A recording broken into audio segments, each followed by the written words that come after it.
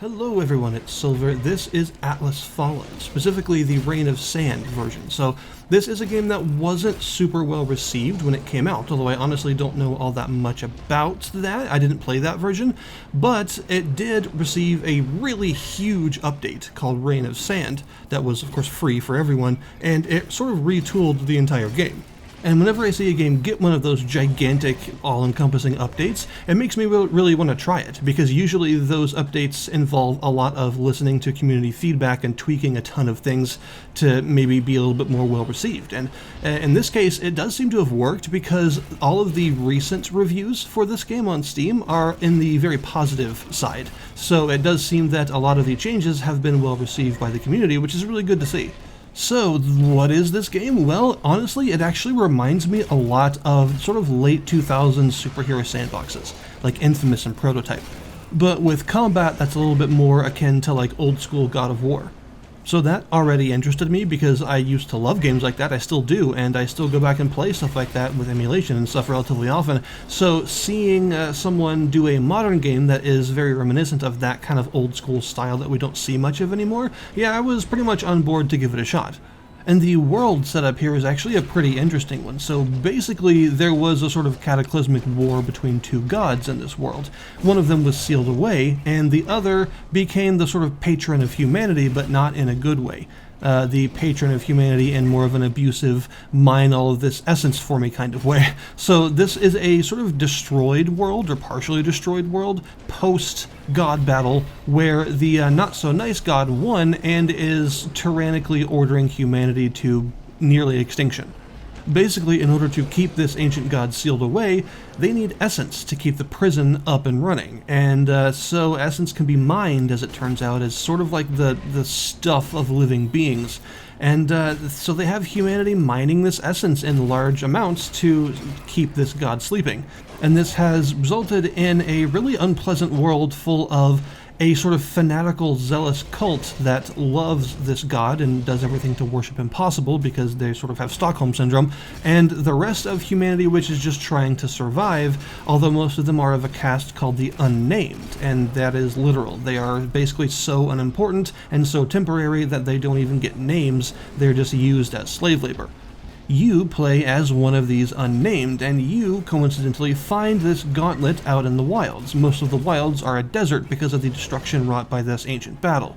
And this gauntlet gives you godly powers and allows you to do all sorts of fancy stuff, including stand up against the Wraiths, which are sort of a mysterious force. It's clear they're aligned with the god that is sort of tyrannically ruling this world, but at the same time, they seem to kind of do their own thing. But either way, wraiths are made of this angry orange energy and sand all sort of swirling together into the form of a creature, and they're not very nice to people. So it becomes your duty to use the power of this gauntlet to beat back the wraiths and defeat the tyrannical order, this church that worships this god who wants to basically extinctify humanity in order to keep this other god sleeping. And the first gameplay bit to talk about is the traversal, because it's something you're going to be doing a lot. This is an open world game, but it's also really fun. The traversal in this game is great. So because a lot of the world is a desert, you have a sort of sand skiing mode that you can go into if you just click the left stick in. If you're on like stone or grass, it acts as a normal sprint. This is the basic sprint that you would expect. But if you're on loose stuff like gravel and sand, then it becomes this slide. It's sort of a propelled slide. You can go uphill with it. Although if you go downhill with it, you gain speed, and it allows you to cover really vast distances really fast.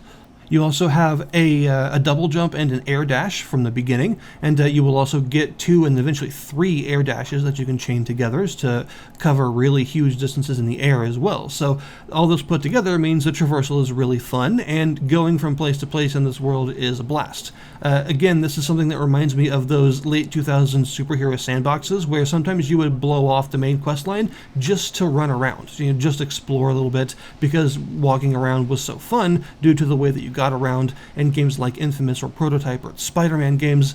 This has that same kind of vibe, where sometimes you just want to skate around the desert for a while at high speed and have some fun. But of course the traversal is only part of it, because you will eventually encounter wraiths and have to get into combat. And the combat in this game is pretty fun, if a little bit repetitive. It's not super varied combat, but it is still enjoyable. You have 3 different weapons. I think is probably the main problem. There are only 3 weapons in the game, which is not very many for this kind of hack and slash style of doing things. You can equip 2 of them at a time, 1 on each of the different attack buttons, and this allows you to just have a pretty good number of combos, and they do have crossover combos, which I like. That does help to add to the variety a little bit, where you can attack with one and then switch to the other, and there are specific combos for that purpose. There are also like charged attacks and aerial attacks, launchers and slams and some other things. So it's not like the combat has no variety at all. It definitely does, just not perhaps as much as I would like. You also have these stones that you can equip that give you different powers. There are active and passive ones, and this is linked to the momentum system in the game, which is its biggest sort of unique feature, I think. It's a pretty cool idea. It's that blue gauge in the bottom left of the screen. As you deal damage and do combos and stuff, this momentum will gather up. And the higher it goes, the stronger you get, but the more damage you take. It also empowers the wraiths around you. So it's sort of a risk-reward setup. As each of those blue segments fill up, you will ascend to a higher level of weapon. Your weapon will actually change in appearance and get stronger and get some new attacks and stuff too, so that's a pretty cool idea. And this can eventually, of course, fill all the way up all 3 segments, empowering your weapons to the max, but also causing you to take a load of damage if you get hit.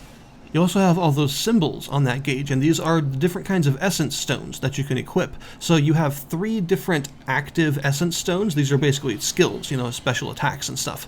And as long as the momentum gauge is far up enough to cover that stone, then you can use it. So you don't start battle being able to use your most powerful attacks. You have to work up to them by building up momentum first. Using these attacks does not use momentum. They're just on a cooldown, and they tend to be very powerful, so they're worth using whenever they're off cooldown generally. But there's also all those other square slots, and those are passive effects, because there are also passive essence stones that have all sorts of powerful effects to them, and these work the same way. As long as the momentum gauge is built up past that square, then that gem is active. And this means that as you build up more and more of the gauge, a lot more of your passives will start to kick in, and you'll become more and more powerful.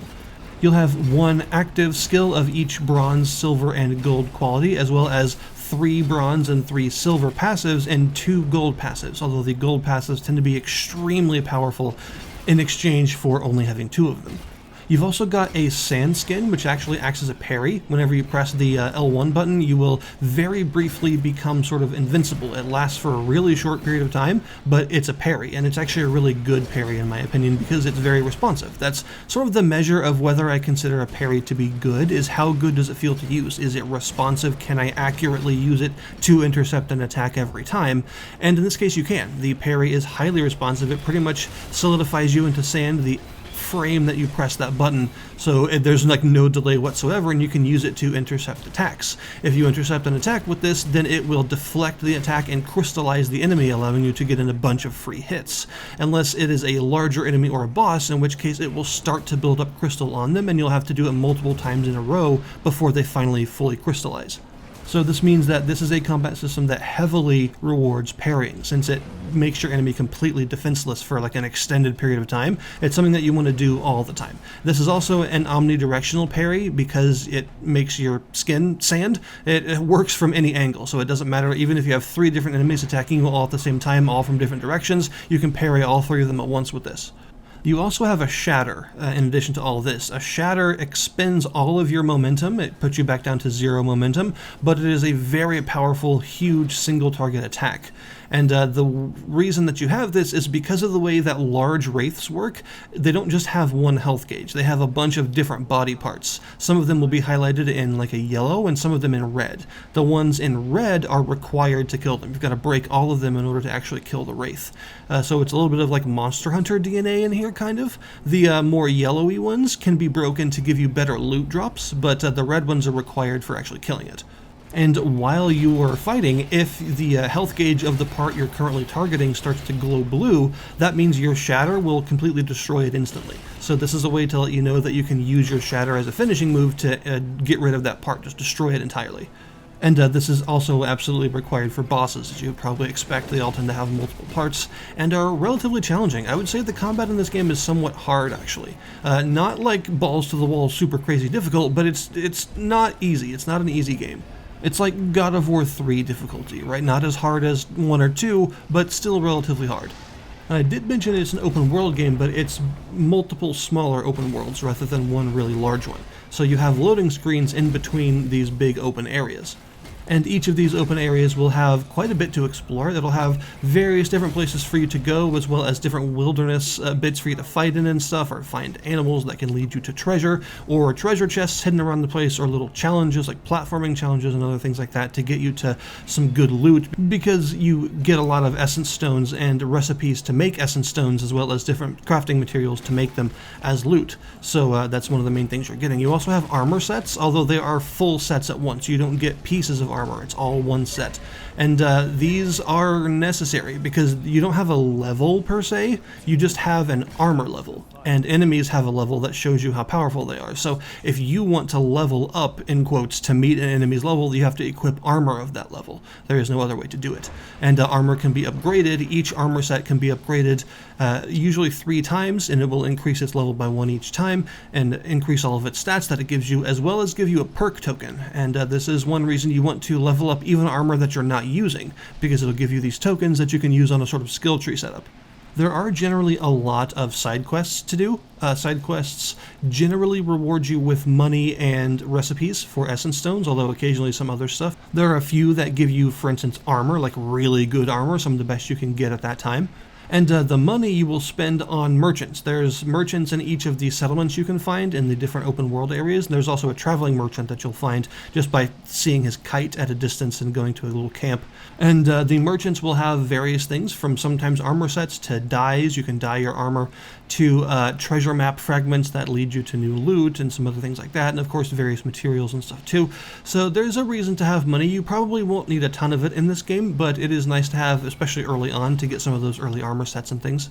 I do think the visual design of the armors looks really cool. I like how they look, and I like that you can color all the parts of them individually with dyes. I'm a big fan of like unrestricted dye systems like that, so that's definitely cool.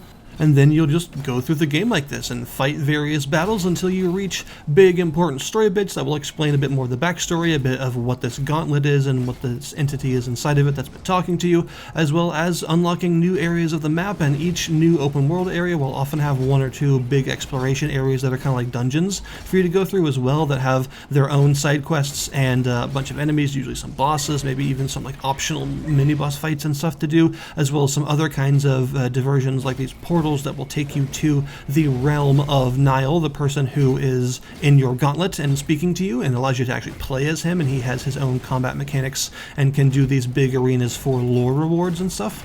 Overall, it's a pretty well-rounded game, I would say. It does good traversal, it does good combat, and its story is actually interesting. I will say that it doesn't really have a lot of interesting characters, and the voice acting is kind of a mixed bag, but I do think the overarching lore and plot is neat. I like this idea of a sort of tyrannical god that has sealed away this other one in secret to the point that most people don't even remember he exists, and is sort of slowly destroying the world, draining it of its essence.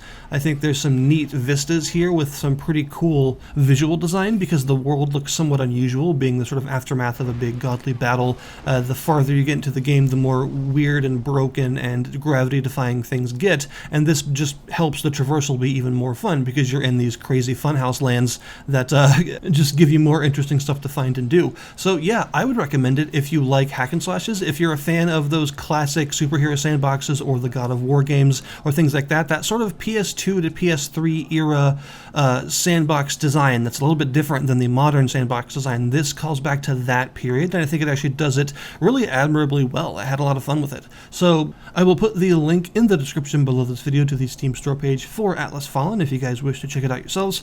Thank you very much for watching, and I'll see you next time.